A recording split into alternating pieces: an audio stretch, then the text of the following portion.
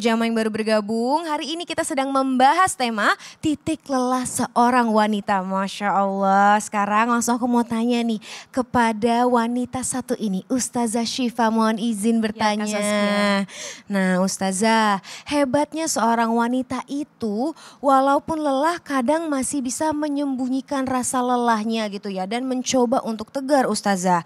Nah tapi apakah ada amalan untuk mengobati rasa lelahnya seorang wanita, apalagi lelah mental gitu Ustazah? Nah, Saskia. Mohon izin tausiahnya Ustazah. Terima kasih.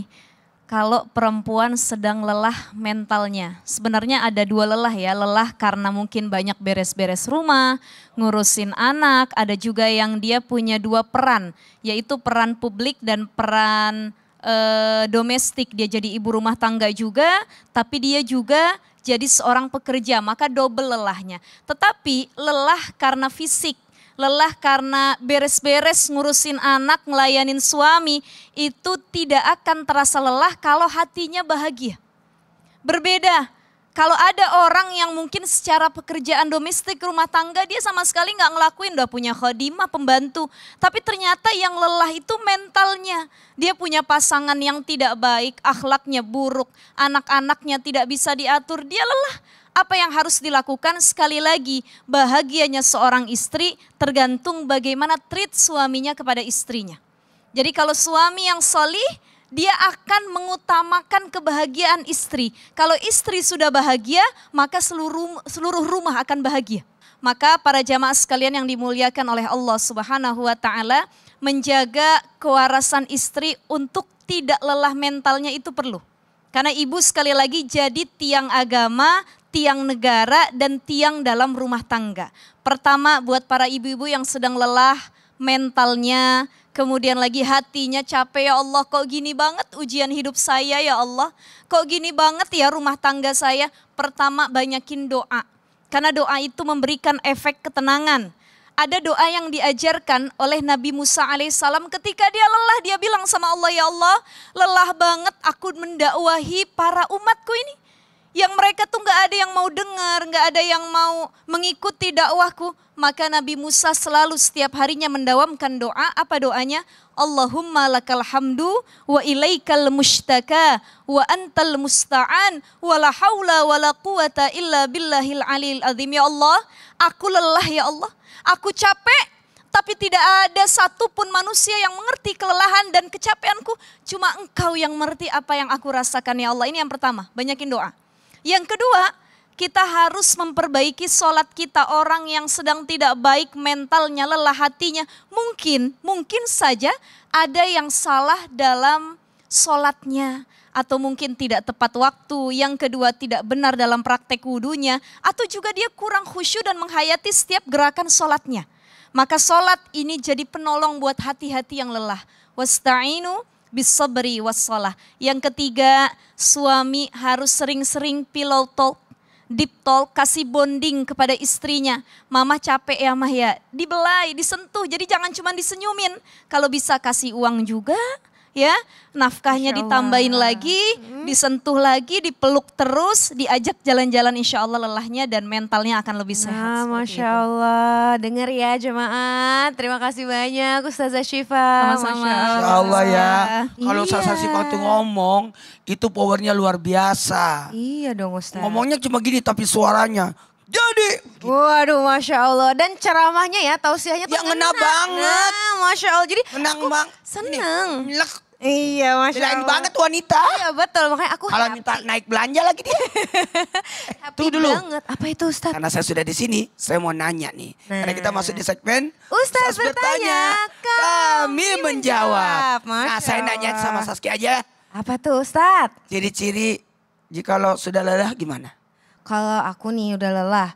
Kalau udah lelah itu banyak diem, terus kadang aku nih orangnya overthinking. Biasanya orang-orang overthinking itu akan diem tapi sebenarnya pikirannya tuh jalan terus gitu. Jadi Ustaz. Saski mau bilang kalau Saski itu adalah overthinking. Iya betul. Orangnya seperti itu. Tahu nggak? Apa itu Ustaz? Ada sebenarnya kelelahan seorang ibu. Jadi kalau anaknya tidak mau dengerin ibunya. Nah, Itu seperti kelelahan apa yang itu? sangat lelah. Udah diomongin, dibilangin, dinasihatin. Tidak mau dengar nasihat. Nah, itu pasti mamahnya atau bundanya juga mikir gimana ya supaya anak aku ini mendengarkan gitu loh. Karena pasti orang tua ngasih tahu yang terbaik ya Ustadz ya. Iya. Nah, boleh dong tausiahnya Ustadz Maulana, mohon izin. Jamaah. Yeay! Oh jamaah. Yeay! Alhamdulillah. Lillah. Izin Ustaz Sipa dan Ustaz Sam, Masya Allah Tabarakallah. Berbicara kelelahan seorang ibu. Karena kita sedang membicarakan kelelahan seorang wanita. Maka posisi wanita itu berada dalam 4 tahap. Anak, saudara, istri, ibu. 1, 2, 3 anak, saudara, Istri, ibu. Ada kelelahan seorang anak, ada kelelahan seorang saudara, ada kelelahan seorang istri. Sekarang ada kelelahan seorang ibu. Seorang ibu itu cerewet. Karena kecerewetannya adalah bentuk kasih sayang. Tapi ada tingkat kelelahan seorang ibu ketika anaknya dibiarkan untuk melakukan apa-apa tapi tidak mau dinasihati. Pernah lihat nggak ada ibu ngejar anaknya pakai sapu? Pernah. Pernah lihat nggak ada seorang ibu giginya ketemu gigi karena marah? Pernah lihat nggak Gregetan. seperti itu? Jamaah, Yeay. kenapa ada anak tidak mau mendengar nasihat? Prinsip anak itu, mohon maaf, anak itu dalam keadaan fitrah, lahir dalam keadaan suci. Tidak ada anak nakal, yang ada karena kurang perhatian. Tidak ada anak bodoh, yang ada karena tidak diberitahu. Nah gimana kalau ada anak tidak mau dinasihati? Penyebab anak tidak mau dinasihati karena terlalu dimanjakan. Ingat, tidak semua permintaan anak diberikan. Kalau anak minta pisau mau dikasih. Kalau anak minta mobil mau dikasih. Tidak semua. Ketahuilah ketika anak itu dimanjakan, di saat itulah anak itu tidak mau mendengar nasihat. Karena nggak apa-apa. Nah, kemudian anak tidak mendapatkan kasih sayang sehingga dia merasa dirinya bisa mandiri. Apa-apa kok. Aku nggak disayang ini. Aku ngapa-ngapain juga ada apa-apa itu. Apalagi kenapa? Karena anak dididik dalam bentuk kekerasan. Sehingga udah kebal.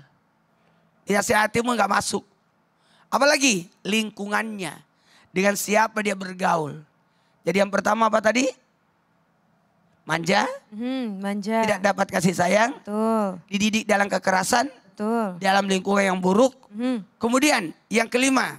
Kenapa ada anak tidak mau mendengarkan nasihat? Karena makanan yang dia makan.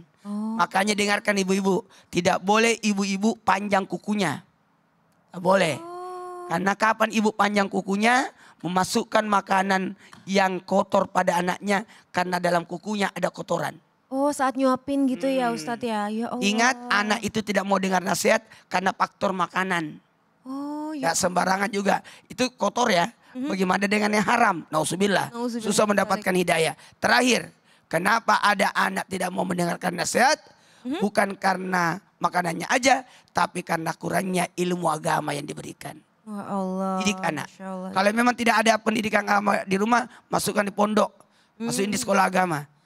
Ya, Memang apa ya tanggung jawab seorang orang tua, ibu Ya. dan ayah itu memang besar bukan sekali ya. guru yang bertanggung jawab itu, tapi orang tua, betul Saski. Masya Allah, terima kasih banyak Ustadz Maulana. Masya Allah jamaah, jadi memang ya kita nih para calon orang tua maupun yang sudah menjadi orang tua itu tanggung jawabnya besar loh jamaah. Kita mendidik anak harus dengan baik, kita juga kalau bisa nih harus tahu nih boundariesnya mana yang baik dan buruk untuk anak-anak kita Masya Allah. Nah jamaah. Nah, jangan kemana-mana ya, karena setelah yang satu ini kita akan kembali lagi masih di tema kita, titik lelah seorang wanita. Jadi tetap di Islam itu indah, jamaah, alhamdulillah. Lillah.